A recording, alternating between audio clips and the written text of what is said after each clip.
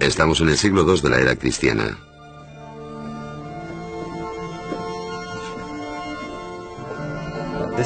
En el tiempo en que los cristianos no habían formulado aún su iconografía, sus símbolos o sus mitos, en un sentido, esto representa al otro mundo. Las regiones tenebrosas donde los iniciados contactaban con las divinidades.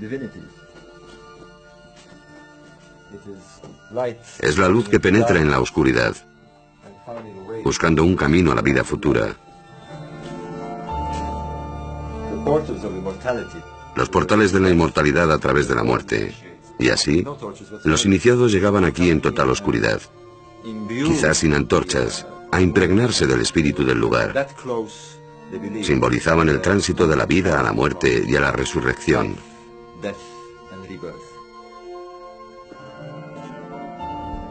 Entre la gente que venía aquí estaban los primeros cristianos. Todavía existía un vínculo entre los cultos mistéricos del antiguo Egipto y la religión gnóstica. Y vemos a los cristianos practicando los rituales de los egipcios.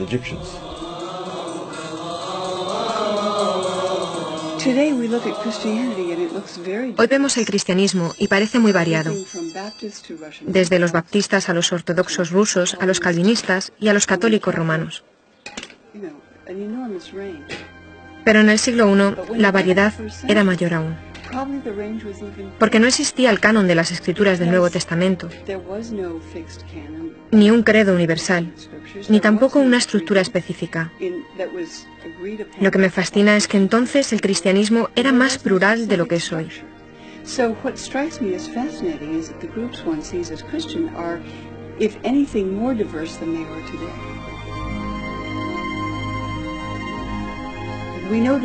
Sabemos que hubo muchos evangelios que los seguidores de Jesús leyeron, escribieron, veneraron, y también muchas otras obras, cartas, epístolas, poemas, himnos.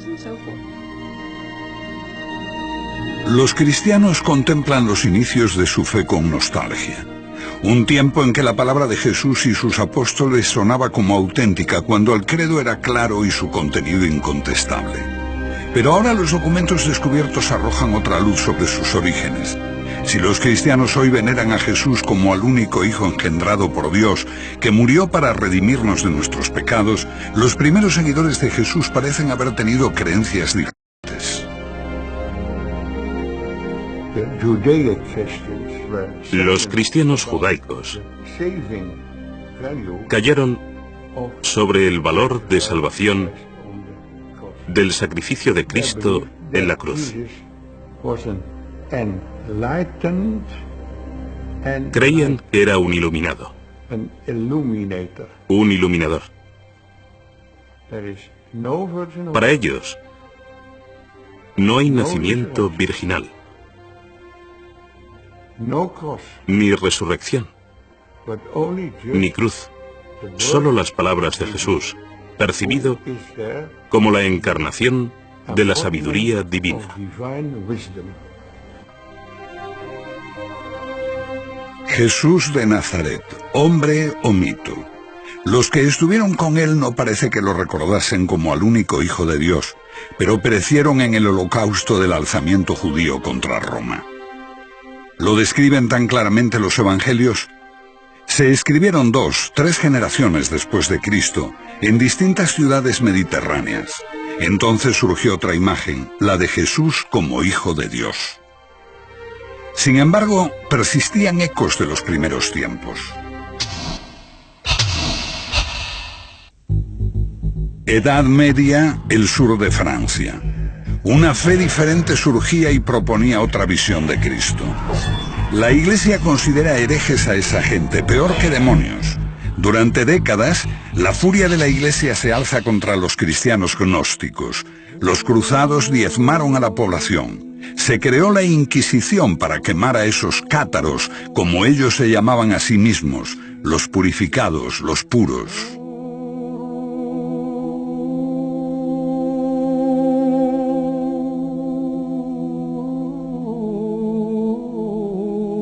Después de muchos siglos, la gente empieza a recordar a esos cátaros y visita los lugares donde fueron martirizados.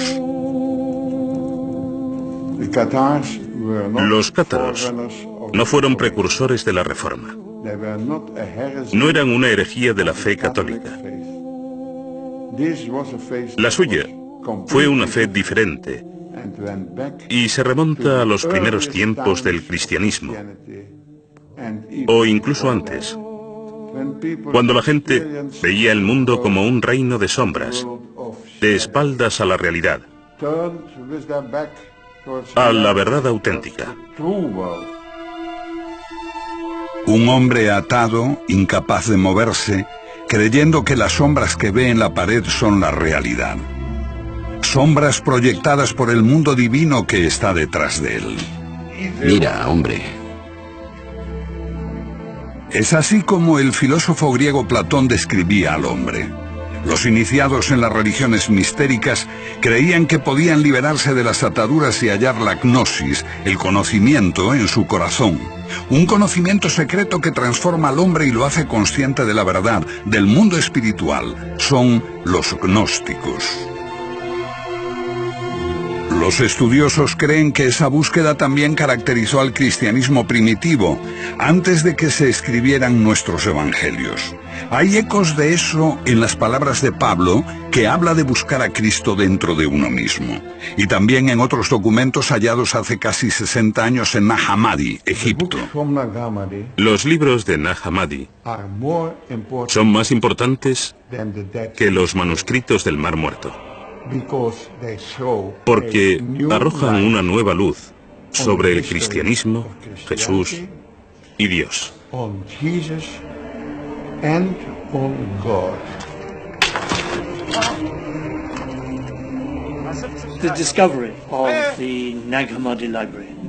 El descubrimiento de Nag Hammadi supone un cambio radical en nuestra idea del cristianismo primitivo.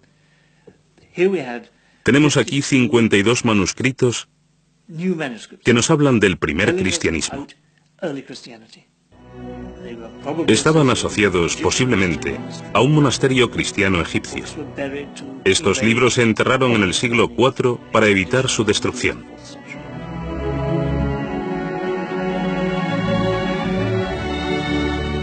Nos dan abundante información. Es asombroso que los cristianos no se precipitasen a leer el Evangelio de Tomás y todos esos textos maravillosos. Me parece que eso demuestra el poder de la Iglesia romana, que los dejó a un lado y aún los considera heréticos y peligrosos. Y por supuesto lo son. Son peligrosos para la Iglesia literalista, porque ponen en cuestión su interpretación.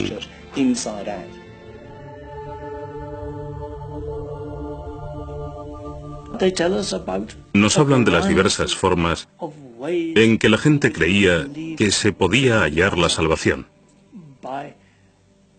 Por la contemplación, por la expansión de la chispa divina que hay en nosotros, comunicándose con Dios, buscando en nuestra propia alma, una búsqueda individual de lo divino, sin la ayuda de sacerdotes u obispos. Suena atractivo. El gnosticismo es atractivo, sobre todo para la mente moderna, porque promueve una religión para el individuo, no para la Iglesia. Creo que es lo que los humanos han buscado siempre, hallar la divinidad por sí mismos. Pero esto es una simplificación, porque se trata de algo mucho más complejo. En cierto modo, es como tomar un baño de espuma y que entre jabón en los ojos. Enceguece a la vez que limpia.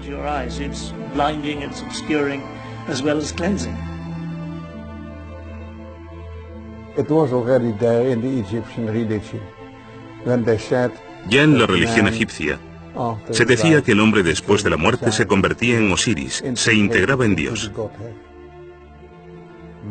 El hombre es un dios caído que recuerda el paraíso. Este es el concepto de todos los misterios de la antigüedad, de Isis, de Mitra, de Adonis.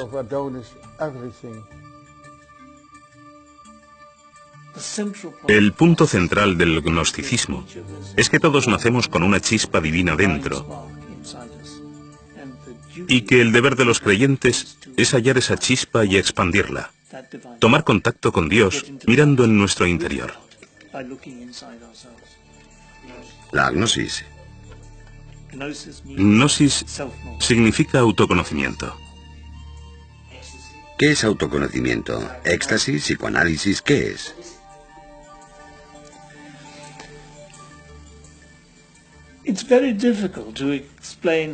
Es muy difícil explicar qué es el autoconocimiento y cómo se obtiene. No es como el psicoanálisis. No es una exploración intelectual del alma ni el éxtasis. Es la contemplación de uno mismo. A veces con la ayuda de un líder. Es la quietud, una sincera búsqueda individual.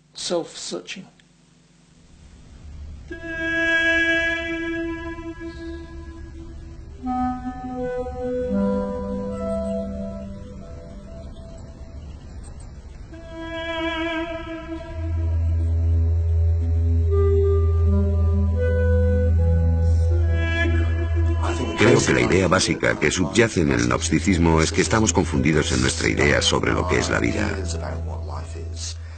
y sobre quiénes somos.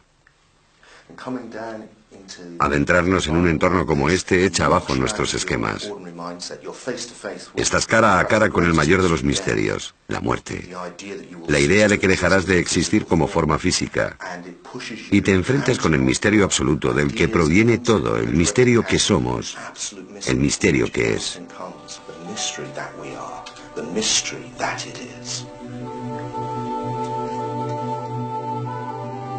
Pero ¿por qué buscarlo en la oscuridad de estos corredores? Creo que estimula la experiencia mística con la emoción de la oscuridad y los ecos de las cámaras. Todo eso conduce a un estado místico.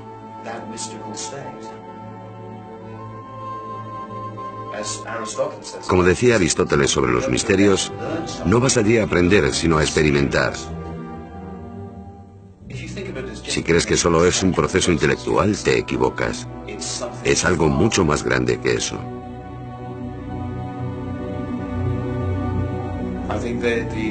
Creo que los antiguos habían comprendido que puedes aprender mucho, pero no tener un real conocimiento de ti mismo.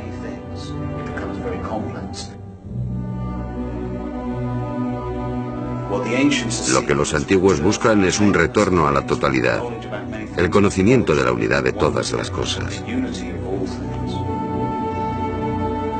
Durante más de 2000 años la gnosis fue reprimida.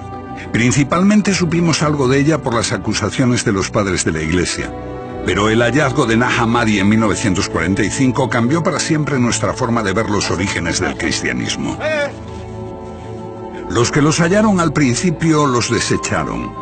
Cayeron en manos de traficantes, algunos fueron quemados, pero finalmente llegaron a manos de la ciencia gracias a personas como Gilles Quispert, que llevó los manuscritos más importantes a Europa, y a sus amigos, entre ellos el gran psiquiatra Carl Jung.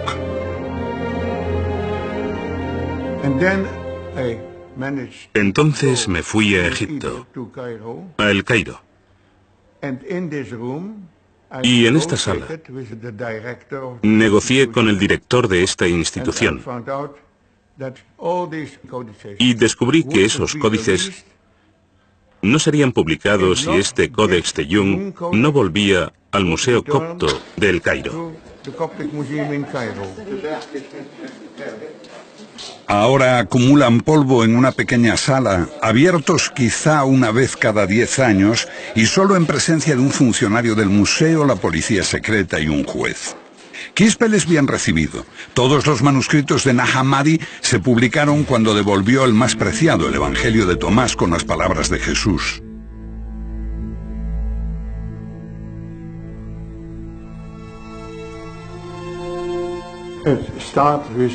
Empezó diciendo: estas son las palabras que Jesús dijo y que Dídimo Judas Tomás escribió. Y él dijo: quien descubre el sentido de estas palabras no conocerá la muerte. ¿Quién es Dídimo Tomás? Dídimo Judas Tomás significa Judas el mellizo o el gemelo. Fue uno de los hermanos de Jesús. La tradición de la Iglesia posterior transformó a Tomás en el apóstol que no creía que Jesús había resucitado. El escéptico Tomás fue el discípulo más fiel de su maestro. ¿Fue quien entendió mejor a su hermano? Según el Evangelio de Tomás, sí. Se dio por sentado que no era el hermano gemelo de Jesús en sentido literal, sino más bien que quien lea este Evangelio puede llegar a reconocerse como gemelo de Jesús. Dado que se ha dicho que eres mi gemelo y auténtico compañero, examínate a ti mismo.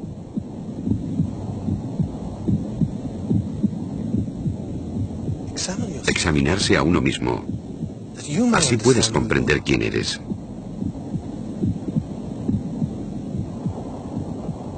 Y serás llamado, porque el que no se conoce a sí mismo nada sabe. Pero el que se conoce llega simultáneamente a la profundidad de todo. Lo que tienes dentro te salvará. You have within you will save you if you bring it forth from yourselves. Creo que Tomás se interpreta simbólicamente, que todo el que viene a ver a Jesús viene a verse a sí mismo como el gemelo de Jesús, el que es creado a imagen de Dios, como Él lo fue. ¿Qué dice el Evangelio de Tomás? Bueno, el Evangelio de Tomás es una colección de dichos que prometen revelar algo. Lo que el oído no puede oír, lo que el ojo no puede ver, lo que ninguna mano ha tocado y lo que nunca se le ocurrió a ninguna mente humana. Bueno, eso eres tú. Tú eres lo que no puedes oír ni ver, tu esencia, el conocimiento mismo. Y creo que esta es la clave si quieres entender qué es el cristianismo y qué es el paganismo. Un viaje de autoconocimiento. Este era el gran precepto que el dios Apolo dio a los paganos en el oráculo de Delfos. Buscar la gnosis, el autoconocimiento, conocerse a uno mismo. Y lo mismo sucede con los cristianos. Lo que busca es la parte de ti que no puede morir. No es que se te vaya a dar algo que no tengas ya, es descubrir que ya eres inmortal. Porque tu esencia no es el cuerpo. Si descubres lo que realmente eres, descubres lo divino. Descubres a Dios dentro de ti. Parece ser un cuerpo, pero eres conciencia. Y esa conciencia da testimonio del nacimiento, de la muerte, porque todos los gnósticos, incluidos los gnósticos cristianos, creían en la reencarnación, y este proceso era un poco como despertar e irse a dormir. Estabas en un ciclo de cuerpos diferentes, yendo y viniendo, pero no eras el cuerpo. Eras conciencia que da testimonio de esto, de modo que jamás naciste y posiblemente no podrás morir. Todas las cosas separadas son expresión de una misma cosa. Así, todos los seres humanos son imágenes. Ellos usan la palabra eidolon, de un demonio o espíritu. ¿Un reflejo de lo divino? No tanto un reflejo, sino la forma en que lo divino se hace consciente de sí mismo. Para el Padre, ellos emplean el término la deslumbrante oscuridad. ¿Te imaginas la luz sin nada que reflejar? Es lo oscuro. Entonces, la luz en sí misma es oscura. Y usan el término brillante oscuridad. Potencialidad pura, solo luz. Solo conciencia, sin nada de lo que ser conscientes. Cuando eso crea algo por sí mismo para ser consciente, o como la luz algo para reflejar, el universo cobra existencia. Esta conciencia de Dios se expresa a sí misma en todos los seres. Así que todos nosotros somos imágenes o eidolons de la conciencia universal que es todo, que es Dios. El mito cristiano tal como lo conocemos marca un profundo abismo entre el hombre y Dios. Dios es Dios, nosotros simples mortales. El Evangelio de Tomás tiene un mensaje muy distinto. Habla de Jesús como el Hijo de Dios y habla de los otros humanos, como de los niños de Dios que no son conscientes de haber sido creados a imagen de Dios. La luz divina que se creó antes de que el universo se creara, cuando Dios dijo, hágase la luz. La humanidad fue hecha imagen de esa luz. Y en el Evangelio de Tomás, Jesús habla como una voz desde la luz. Yo soy la luz que está por encima de todo. Yo soy el todo.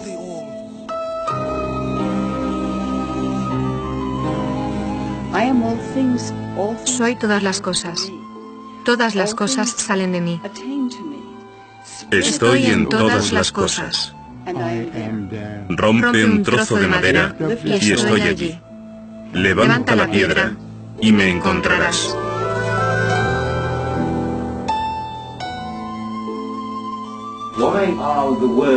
¿Por qué las palabras del Evangelio de Tomás, busca bajo una piedra y me encontrarás, son tan peligrosas para la Iglesia? Porque es panteísmo. Sugiere que la divinidad está en todas partes y en todas las cosas. Lo que ocurre con el triunfo del cristianismo es que se traduce en la creación de una iglesia. Para llegar a Dios, tienes que hacerlo a través del obispo. Si quieres construir una iglesia, tienes que decir que la salvación solo es posible mediante, desde y a través de la iglesia. Y el representante de Dios en la tierra es el Papa. Esa es la única vía, mientras que para los agnósticos se trata solo de ti, tú puedes hacerlo.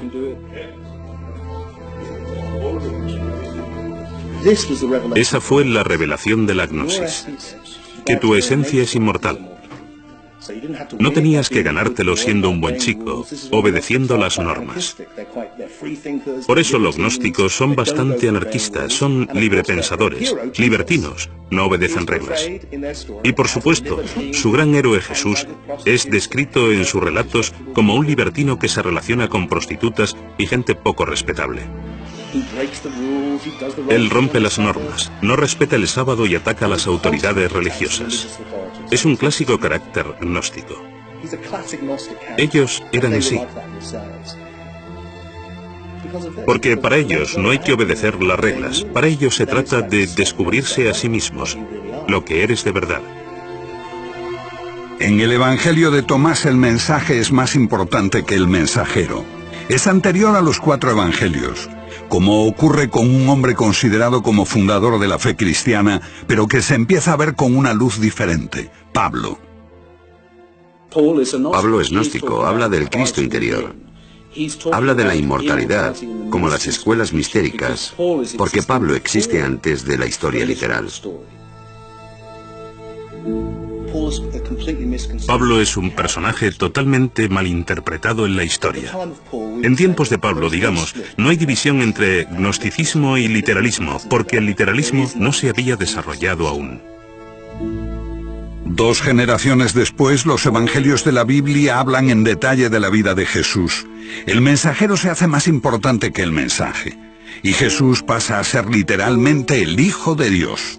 Pero antes de eso, Pablo, a pesar de posteriores adaptaciones e inserciones, nos habla todavía de Jesús como de un misterio, una metáfora, una voz interior.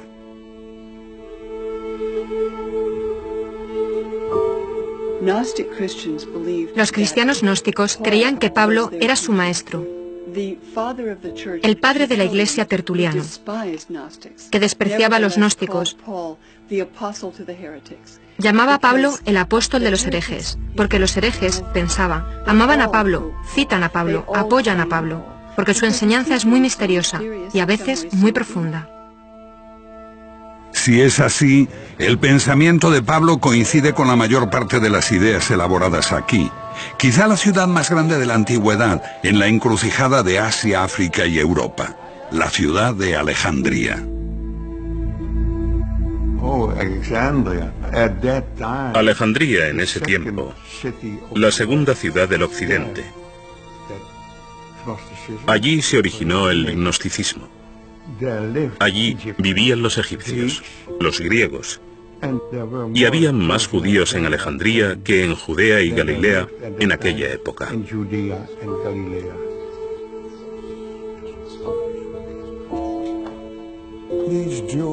Esos judíos vivían en el exilio, pero habían encontrado un Dios desconocido en sus corazones. Al mismo tiempo, no podían encontrar a ese mismo Dios en el mundo,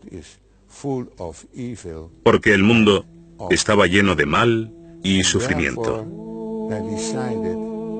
Por lo tanto, resolvieron que este mundo había sido creado por un Dios menor, Jehová, su deidad tribal. Este es el Dios del Viejo Testamento, del ojo por ojo y diente por diente, un Dios celoso. Todas esas historias parecen girar en torno a un profundo descontento con el mundo, porque fue creado un Dios inferior. ¿Cómo podía un Dios perfecto haber creado este desastre? Entonces, lo que dicen reiteradamente es que este mundo es un error. Fue creado por la hija pequeña del verdadero Dios. La joven Sofía se enamoró locamente de su padre. Y frustrada por este amor ilícito, se autocreó, se autofecundó y engendró un hijo y abortó. Y este aborto deforme, con cara de león, era Yeldebaoth, el rey del caos. Con la arrogante suposición de haber sido expulsado del Edén por el Dios único, creó o malformó este mundo físico.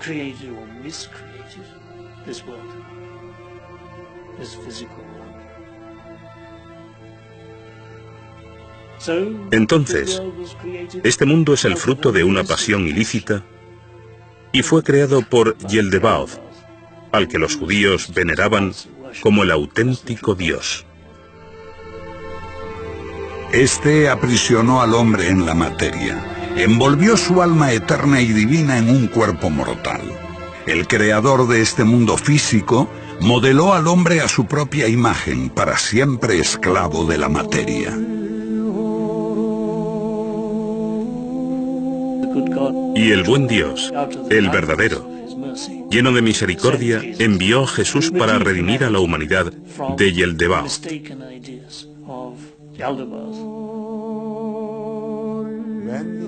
Cuando esos judíos de Alejandría se hicieron cristianos, Jesús apeló a lo más profundo de ellos y dijo: quien se conoce a sí mismo, conoce a Dios. Mito o metáfora, en la figura de Jesús está también la semilla de la discordia. En torno a su persona sobrevino una batalla de ideas que separó las dos posturas. Sí, una de las mayores pugnas entre los seguidores de Jesús fue la cuestión de por qué Jesús murió de manera tan terrible. Para las comunidades ortodoxas, la única forma de encontrarle un sentido religioso era interpretarlo como un sacrificio redentor. Pero este sacrificio redentor solo tenía sentido si todos necesitábamos redimirnos del pecado. Así, los cristianos desarrollaron la idea de que teníamos que haber pecado terriblemente, sin posible redención. Entonces, la idea de que el Mesías de Dios muere en un sacrificio redentor por los pecados del mundo se convierte en una forzada explicación de su crucifixión.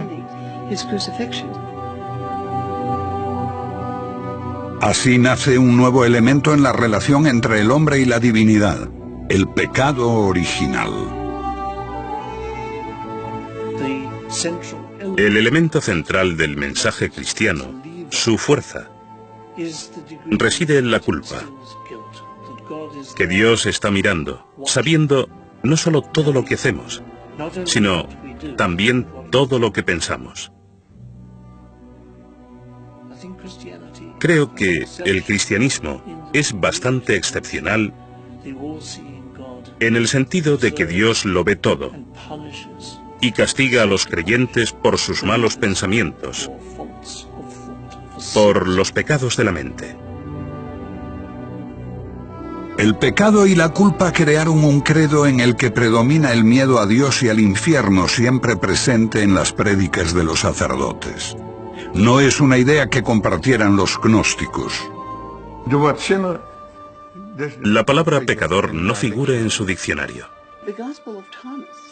El Evangelio de Tomás no habla mucho de la discontinuidad entre Dios y nosotros mismos, sino de humanos creados a su imagen divina y, por tanto, con una especie de conexión, de afinidad con lo divino. El hombre es un Dios caído que recuerda el paraíso. Ese es el concepto de todos los misterios de la antigüedad y también de la gnosis. No hay espacio para el pecado. Por supuesto, eso no significa que seamos divinos y más, sino más bien que podemos encontrar nuestro camino hacia Dios cuando hallemos el camino hacia nosotros mismos, y que existe un medio de reparación para los pecados y errores que cometamos. Pero pecar es tan esencial que Jesús tuvo que morir para redimirnos, un argumento tomado de un antiguo mito, Adán y Eva y el primer pecado que hizo al hombre mortal. Los cristianos pusieron más énfasis en el pecado de Eva que los judíos. Antes del cristianismo ortodoxo, el pecado no era una cuestión central. Los maestros judíos, paganos, gnósticos coincidían en que tenemos la capacidad de seguir o de desobedecer a Dios. Tenemos buenos y malos impulsos. Se entendía que esta era la condición humana. Existe un gran debate sobre esto, porque algunos cristianos creían que era absurdo lo de comer una manzana.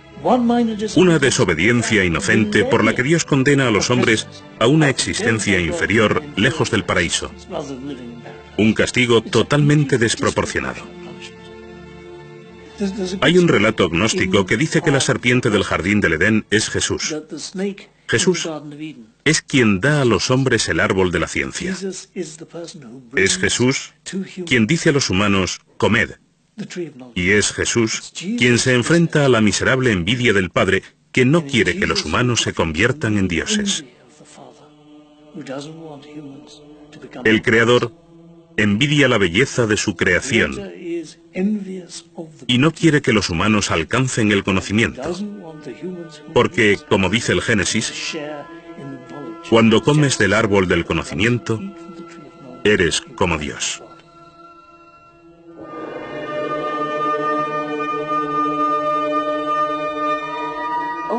La idea cristiana de que el pecado es inherente a los humanos, la idea del pecado original, la desarrolla especialmente San Agustín en el siglo IV y se canoniza como enseñanza ortodoxa cristiana a partir del siglo IV.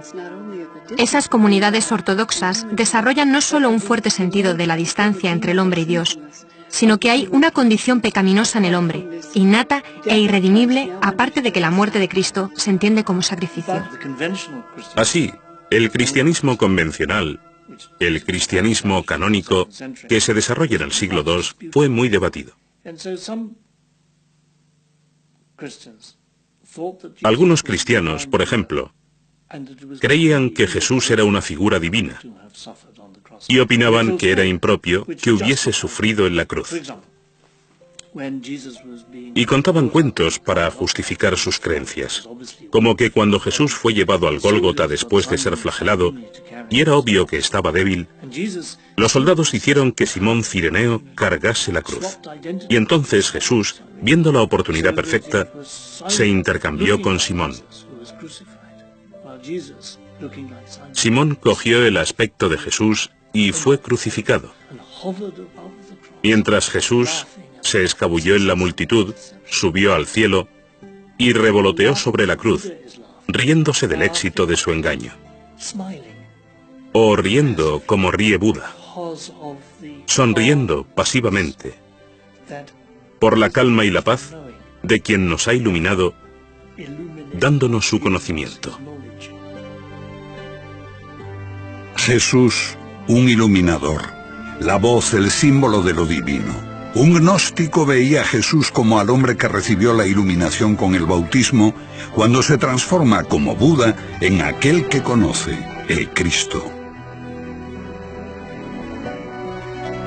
Los cristianos ortodoxos creen que si Jesús era divino, era el Hijo de Dios, su único hijo, y también tenía que haber nacido divino, algo que los gnósticos consideran pueril.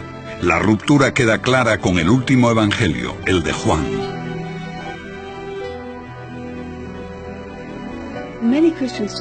Muchos cristianos pensarán hoy, desde luego, el cristianismo dice que Jesús es el Hijo de Dios.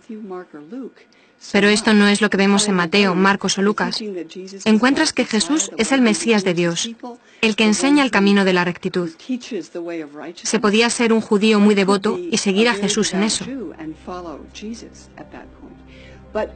Pero con el Evangelio de Juan, la afirmación de que Jesús es Hijo de Dios, y más aún, su único Hijo, es una afirmación radical que no veo mencionada por los ortodoxos antes del año 160 más o menos. Pero esta idea se convierte en la lente a través de la cual los cristianos leen los evangelios.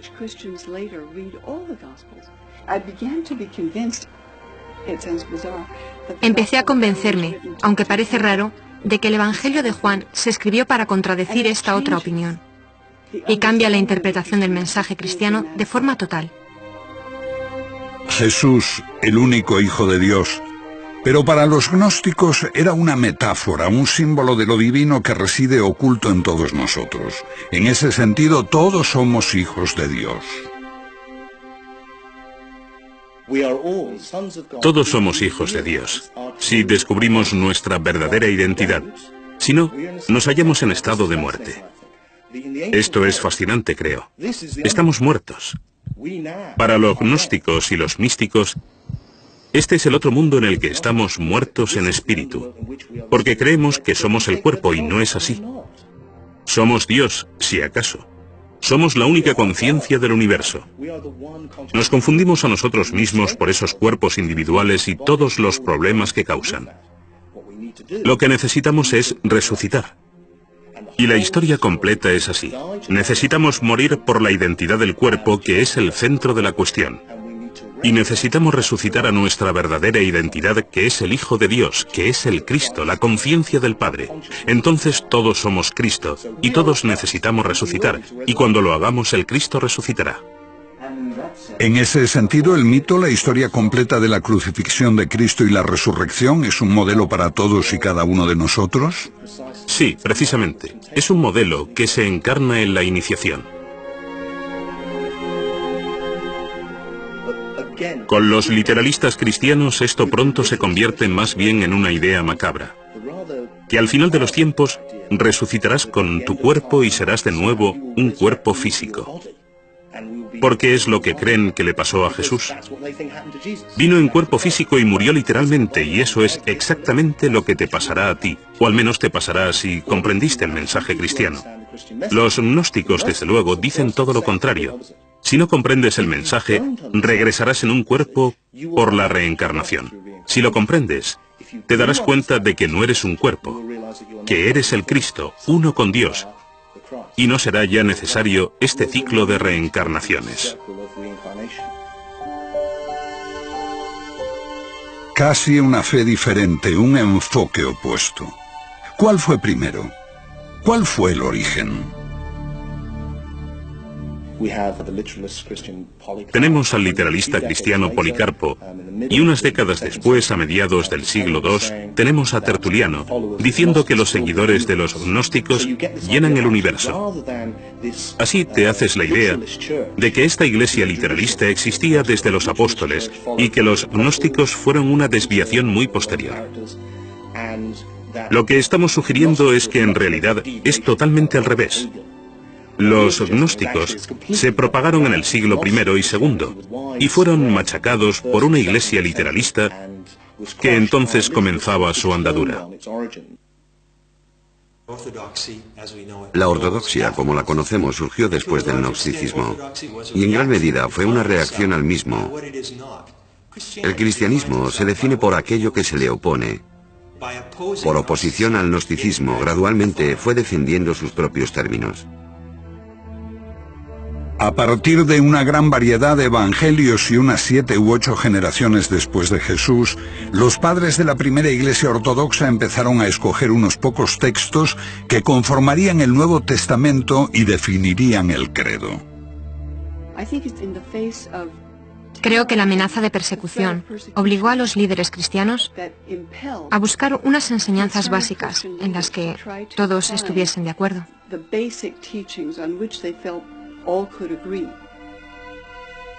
En esta selección, las opiniones gnósticas eran demasiado complejas y fueron desestimadas. Una de las grandes bazas del cristianismo es la simplicidad con que se transmite el mensaje. Decir que Jesús es el Hijo de Dios. Jesús vino a salvarnos por nuestros pecados. Jesús murió por nosotros, sabiendo que estas insignificancias son el pase que da entrada a la Iglesia cristiana. El cristianismo se convirtió, diría yo, en una religión para tontos. Una forma simplificada del mensaje cristiano, que se podía entender en África, en Italia y en el mundo entero.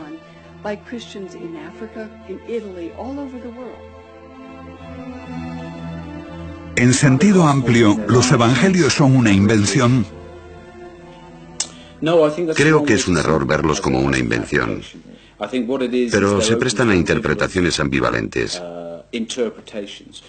Por ejemplo, Pablo dice hablar de dos formas al mismo tiempo. Para los que pueden oír el mensaje espiritual y para quienes solo pueden entenderlo literalmente. Si tomamos la frase que aparece en muchas iglesias, nadie llega al Padre sino a través de mí, vemos que para los gnósticos, esto significa que para llegar a Dios tienes que ser consciente de lo que esta figura representa en ti. Y este es el mensaje de Pablo. Para llegar a Dios debes hallar al Cristo dentro, como una alegoría de la verdad. Pero el literalismo dice, no, este es el único camino. Creo que después de tener esta idea de una encarnación literal del Hijo de Dios, no la de un mítico Hijo de Dios, entonces, el concepto es que para tu propio bien, debes salvar el alma de otros. Y todos deben creer esto, obligados por su propio bien. Así tienes el mandato divino de ser autoritario. Los cristianos lo tomaban todo como algo personal. Pero cuando personalizas a la divinidad, la cargas con toda la ira, críticas, resentimiento y agresividad que existe en la personalidad humana. ¡Hereje! Los cristianos se enfadaron mucho porque tomaban como algo personal que su Salvador fuese rechazado. Los gnósticos solo querían descubrir dónde estaba la verdad. La dificultad que enfrentan los gnósticos es que buscan individualmente la salvación. No están organizados, no están unidos. Los gnósticos atacaron las opiniones de los primeros cristianos. Pero los cristianos no solo atacaron las opiniones de los gnósticos, atacaron a los propios gnósticos. Ambas creencias podrían haber coexistido.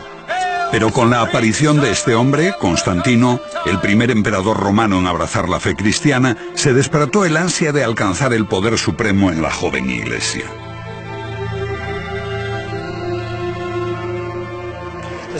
La historia dice que Constantino tuvo una visión, un sueño, donde veía la señal de la cruz en el cielo, y se convenció de que si se hacía cristiano y utilizaba este emblema, ganaría la batalla contra su rival pagano.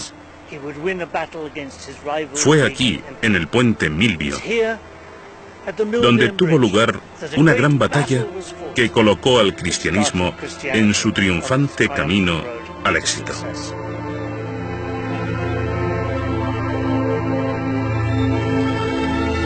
En el Concilio de Nicea, año 324, Constantino establece todas las diferencias respecto al credo. Compañeros ministros, Creemos en un Señor, Jesucristo, el Hijo de Dios, un Dios de Dios. 3 siglos después de su muerte, Jesús es proclamado Hijo de Dios por decreto imperial, y se prohíbe cualquier otra opinión.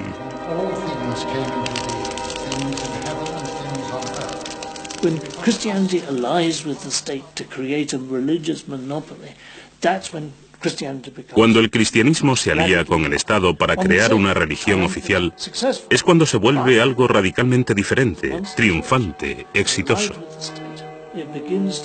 Pero al haberse aliado con el Estado empieza a cometer los mismos crímenes que había denunciado en sus primeros 300 años de existencia. Persigue, mata por la religión.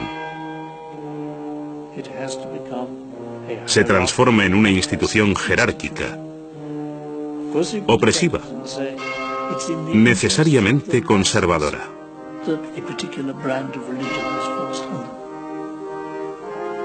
But it's not my fantasy, my imagination of how religion best proceeds.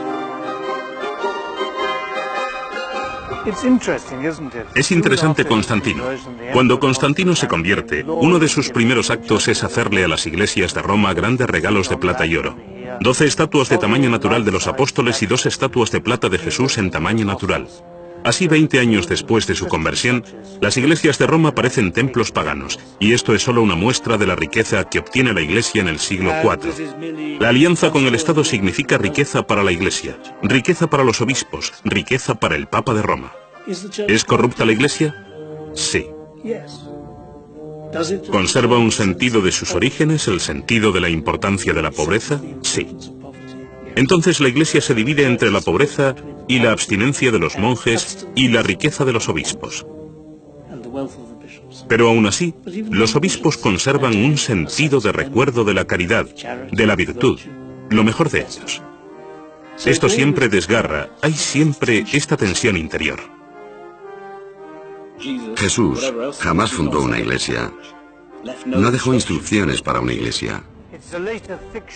Es una invención posterior, diseñada para reforzar el poder de la Iglesia católica. Es inconcebible que Jesús, un simple hombre de Galilea, pretendiese fundar una iglesia universal. ¿Piensa que Jesús dio alguna autoridad a Pedro? Otra vez, esas leyendas son invenciones. Como la donación de Constantino. La donación de Constantino es una farsa. Había un documento que la Iglesia en la Edad Media afirmaba que era un contrato escrito por Constantino en su lecho de muerte. Aquí os doy el imperio para que lo custodiéis. Entonces, cuando este se reveló como una falsificación, se inició la Reforma Protestante. De algún modo, todo lo que hemos hecho es escuchar a los perdedores. Fueron destruidos en el siglo IV. Hemos retrocedido y dijimos, solo porque perdieron esa batalla, solo porque la Iglesia romana, con sus ideas de un Jesús histórico y una religión literalista, tomó el mando, no quiere decir que su versión de los hechos sea la verdadera. ¿Qué le pasó a los perdedores? Fueron erradicados. Todos los que conociesen la otra historia, gnósticos y paganos, fueron expulsados del imperio. Los templos se derribaron, los filósofos fueron asesinados, los libros prohibidos y quemados. Si el cristianismo era la religión favorita de Dios, entonces uno podía pensar que al triunfar se hubiera entrado en la Edad de Oro. Todo lo contrario, se entró en un tiempo de oscuridad, en el que la gente incluso olvidó cómo hacer casas de ladrillos. Y hubo que esperar hasta el Renacimiento, cuando esos instruidos paganos regresaron a Italia, a Florencia. Los libros de Platón, que habían estado prohibidos durante 1000 años, volvieron como la hermética y de pronto Botticelli empezó a pintar cuadros de dioses paganos. Lo llamamos el renacimiento de la cultura occidental, porque ésta vuelve a ocupar el lugar que tenía antes del triunfo del cristianismo. La creencia en la historia de Jesús era originalmente solo el primer paso en la espiritualidad cristiana, el misterio exterior. El significado debía explicarlo un maestro iluminado cuando se estuviese maduro espiritualmente. Una comprensión mística de Dios más allá del simple dogma. Aunque había muchos grandes místicos cristianos en los últimos siglos que intuitivamente vieron este nivel simbólico más profundo, como cultura hemos conservado solo los misterios exteriores. Creo que conservamos la forma, pero hemos perdido el significado. Mientras las iglesias se vacían, la gente busca por todas partes. A veces tan lejos como el otro extremo del mundo, sin darse cuenta de que una antigua tradición que buscaba lo mismo yace en lo profundo de nuestro pasado.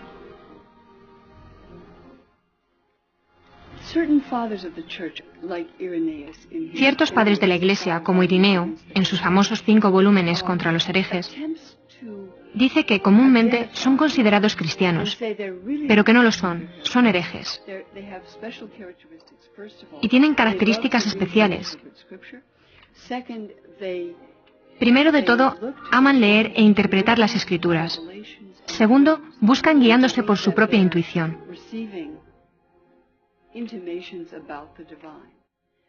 Tercero, están investigando constantemente, siempre abiertos a nuevas exploraciones. Uno podría haber dicho lo mismo de quienes ahora integran la corriente de la nueva era. Indudablemente, se espera que los filósofos investiguen e indaguen. Preguntando, uno encuentra una tradición desarraigada, interrumpida por muchos siglos, complicada, a veces confusa. Todo esto parece un poco difícil de entender para un hombre moderno. Querido amigo, no hay atajos a la agnosis y ningún nirvana instantáneo. Me hizo reír con esto el anciano caballero, porque tiene razón, por supuesto.